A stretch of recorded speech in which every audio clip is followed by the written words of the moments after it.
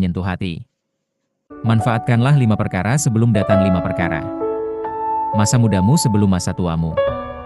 Syababaka qabla haramika. Ini masa paling berharga yang Allah titipkan. Di masa muda, tenaga masih kuat, badan masih sehat, semangat masih membara, pikiran masih jernih, dan beban hidup belum terlalu berat. Saat inilah waktu terbaik untuk belajar agama, mendalami Al-Quran dan ajaran Allah, rajin sholat, puasa, dan beribadah dengan sempurna, bersedekah, berbakti pada orang tua, dan berbuat kebaikan. Nanti saat tua datang, tulang sudah keropos, mata kabur, pendengaran berkurang, dan nafas jadi pendek. Waktu itu, ingin sujud saja terasa berat, ingin berjalan ke masjid saja susah. Ingat sabda Nabi, ada 7 golongan yang dinaungi Allah di hari akhir, salah satunya pemuda yang tumbuh dalam ketaatan kepada Allah. Jangan tunda kebaikan sampai tua, belum tentu kita sempat sampai tua. Kesehatanmu sebelum sakitmu. Syihataka qabla sakamika. Nikmat sehat adalah karunia terbesar dari Allah, seringkali baru kita sadari nilainya saat sudah hilang. Saat sehat, kita bisa bergerak bebas, sholat berdiri, berpuasa, bekerja, membantu orang lain, dan beraktivitas apa saja dengan mudah. Tapi ingat, tubuh ini titipan Allah, sewaktu-waktu bisa dicabut kesehatannya. Bisa datang sakit ringan, berat, atau penyakit yang membuat kita terbaring lama, tak bisa bergerak sendiri, atau malah tergantung orang lain. Saat sakit, sulit bangun sholat malam. Puasa jadi berat atau tidak mampu. Bersedekah saja susah karena harus dirawat. Rasulullah bersabda, 2 nikmat yang banyak manusia tertipu dan merugi karenanya, kesehatan dan waktu luang. Artinya, orang sehat sering merasa biasa saja, padahal itu kekayaan tak ternilai. Gunakan sehatmu untuk taat, sebelum rasa sakit membatasi gerakmu. Ada kabar gembira, jika saat sehat kamu rajin ibadah, lalu jatuh sakit, Allah tetap mencatat pahala ibadah yang biasa kamu lakukan saat sehat, meski saat sakit kamu tidak mampu mengerjakannya. Luar biasa kasih sayang Allah. Kekayaanmu sebelum miskinmu. Ghinaka qabla fakruka. Harta, jabatan, dan kemampuan ekonomi adalah titipan rezeki dari Allah. Banyak orang merasa kaya itu milik sendiri, padahal Allah bisa mengambilnya kembali dalam sekejap mata. Bisa karena usaha gagal, musibah, sakit, atau ketentuan takdirnya. Saat masih punya harta, inilah waktunya. Mengeluarkan zakat, hak Allah yang wajib disampaikan.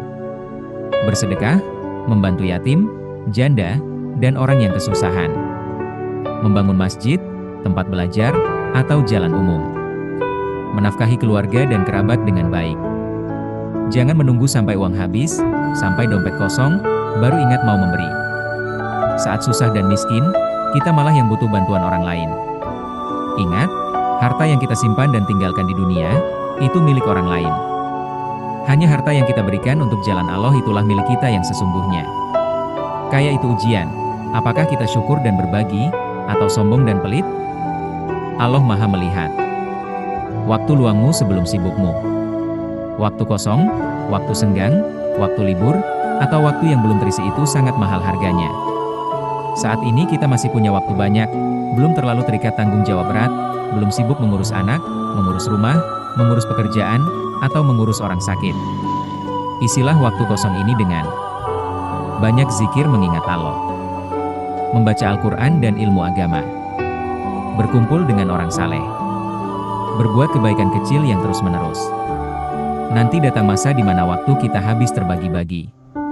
Sibuk bekerja dari pagi sampai malam, sibuk mengurus anak dan suami istri, sibuk urusan dunia, sampai tidak ada waktu untuk beribadah, bahkan waktu tidur pun kurang. Saat sibuk, kalau mau beribadah rasanya tergesa-gesa, tidak khusyuk, dan sering terlewat. Jangan biarkan waktu luangmu habis hanya untuk main, tidur, atau hal sia-sia. Rasulullah mengingatkan, langkah kaki anak Adam tidak akan beranjak di hari kiamat, sampai ditanya tentang 4 hal, salah satunya, tentang waktunya, untuk apa dihabiskan. Kehidupanmu sebelum matimu. Hayataka qabla mautika. Ini yang paling utama dan paling penting. Hidup di dunia ini hanya sementara, hanya persinggahan. Kita semua pasti akan mati, tidak ada yang abadi. Tapi kapan matinya? Tidak ada yang tahu. Bisa besok, bisa nanti sore, bisa saat kita sedang berjalan, atau saat sedang tidur. Tidak ada jaminan umur panjang. Selama nyawa masih dikandung badan, selama napas masih berhembus, itu artinya Allah masih memberi kesempatan. Kesempatan untuk apa? Kesempatan bertaubat dari segala dosa dan hilaf. Kesempatan memperbaiki diri dan akhlak. Kesempatan menanam amal jariah, amal yang pahalanya terus mengalir meski kita sudah meninggal. Setelah kematian, pintu amal tertutup rapat. Tidak bisa sholat lagi, tidak bisa bersedekah lagi, tidak bisa minta maaf lagi. Yang tersisa hanya penyesalan yang tidak berguna. Seandainya dulu aku berbuat baik, seandainya dulu aku taat. Maka, selagi hidup, jadikan setiap detik persiapan pulang menghadap Allah. Ingat firman-Nya. Dan beribadahlah kepada Tuhanmu sampai datang kepadamu yang pasti. Kesimpulan penting. Semua 5 hal ini adalah nikmat dan karunia murni dari Allah. Kalau kita sia-siakan akan menyesal seumur hidup, karena waktu tidak bisa diputar kembali.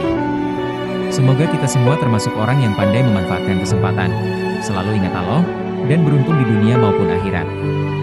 Amin. Sudah cukup rinci dan pas seperti yang kamu harapkan?